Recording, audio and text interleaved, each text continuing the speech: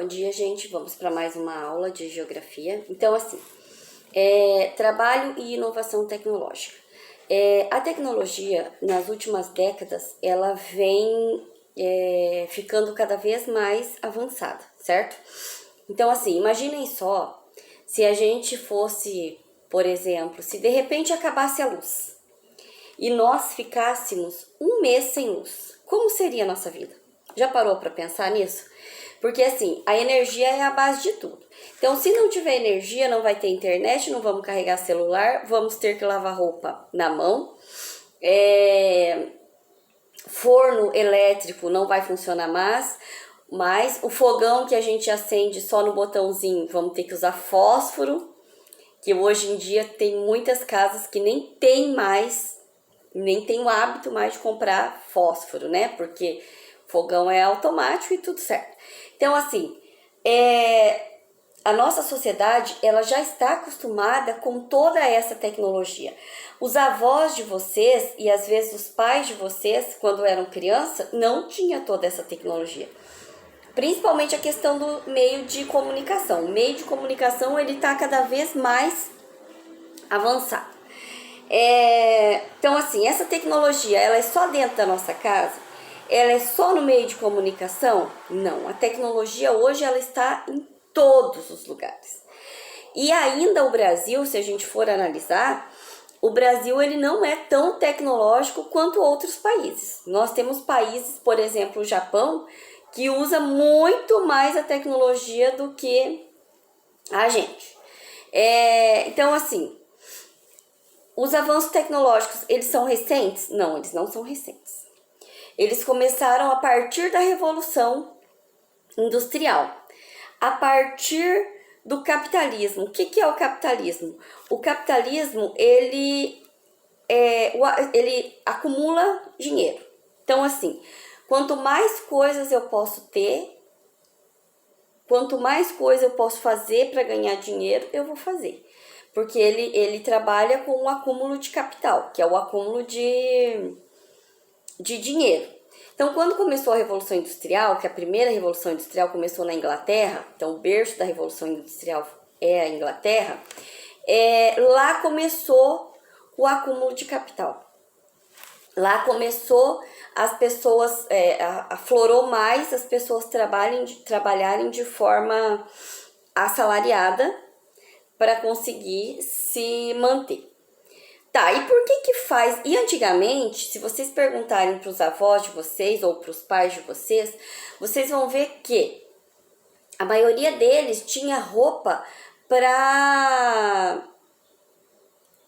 de ficar em casa e tinha roupa de sair. Não igual hoje que nós temos um monte de coisa. Os produtos também, eles duravam mais tempo que os produtos de hoje. Então, hoje existe uma coisa chamada obsolescência programada. O que é Eu nunca consigo falar essa palavra. O que é obsolescência programada? Eu vou dar tempo de vida para o meu produto. Teve uma pessoa, eu esqueci o nome, que ele criou uma lâmpada. E a lâmpada dele durava assim muitas horas. E ele começou a perceber que as pessoas compravam essa lâmpada e depois elas demoravam muito tempo para comprar a lâmpada de novo. O que ele fez? Ele diminuiu a vida útil. Então, vocês podem ver que essas lâmpadas agora, essas lâmpadas mais modernas, elas têm lá quantas horas elas vão durar. Depois daquelas horas, 1000 horas, 2000 horas, ela apaga. Ela queima, como a gente diz, né? Então, assim, obsolescência programada é eu dar vida útil para o meu produto. Eu compro um celular hoje, um ano, ele tá perfeito. Depois de um ano, ele já começa a apresentar problema. Aí ele começa a travar, e ele começa a ligar para os outros sem você querer ligar, ele começa a apresentar um monte de coisa. Para quê? Para você trocar o produto. Se eu fizer um celular que a durabilidade dele seja enorme, as pessoas vão demorar para comprar.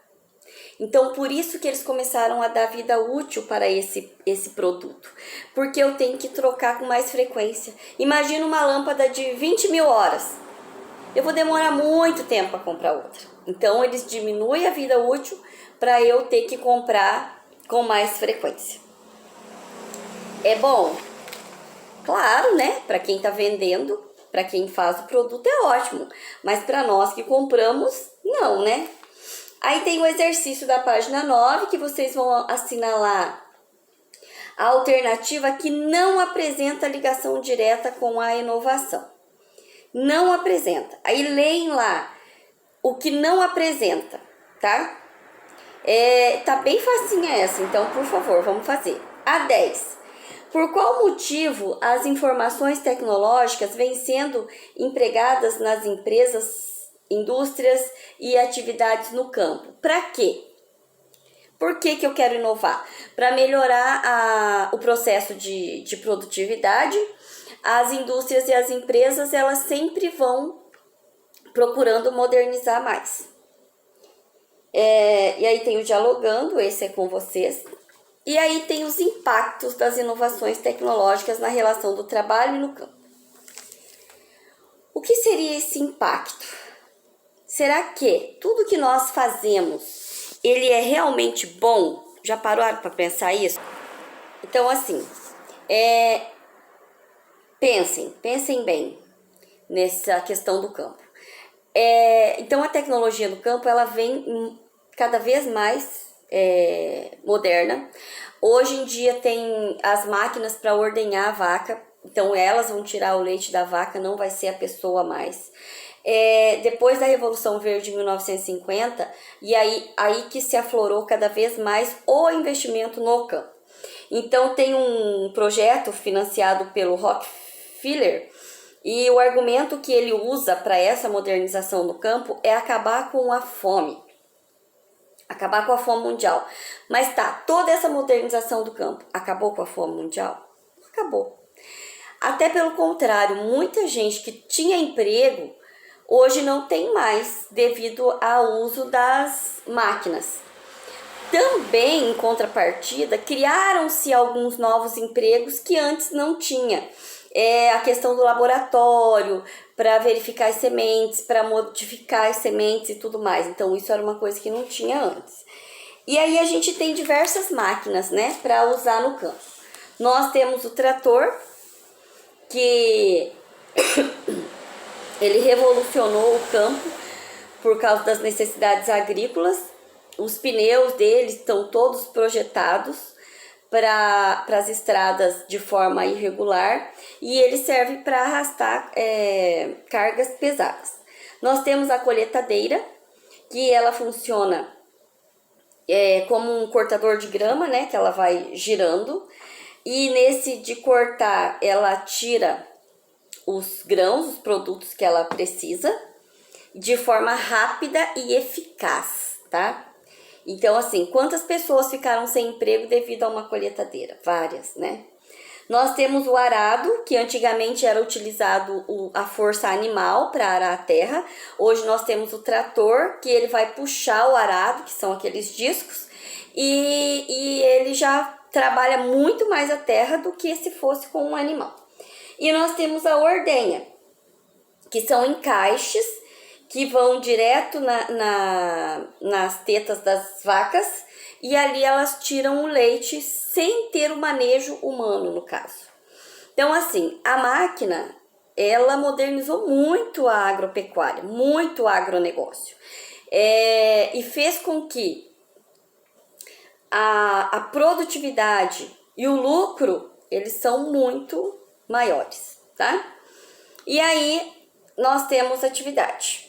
Atividade 15, aponte mudanças ocorridas no meio tecnológico a partir no meio produtivo a partir das novas tecnologias. Então, vocês podem colocar que as máquinas tiram leite, que elas substituem vários trabalhadores, e que as colheitadeiras, elas ajudam tanto no plantio quanto na colheita. Hoje nós temos a irrigação, hoje nós temos o combate às pragas. Então, nós temos várias coisas hoje, tá? Façam uma pesquisa e coloquem. A 16. vocês vão falar o nome. Lembra o nome que eu falei? Que foi criado em 1950, que foi a partir daí que começou a mudar tudo na indústria. Lembra? Que a partir da Revolução Verde, tudo começou a mudar. Então, a nossa aula vai até aqui hoje, tá? E a próxima aula a gente vai falar sobre a modernização da indústria. Beijo, gente. Até mais.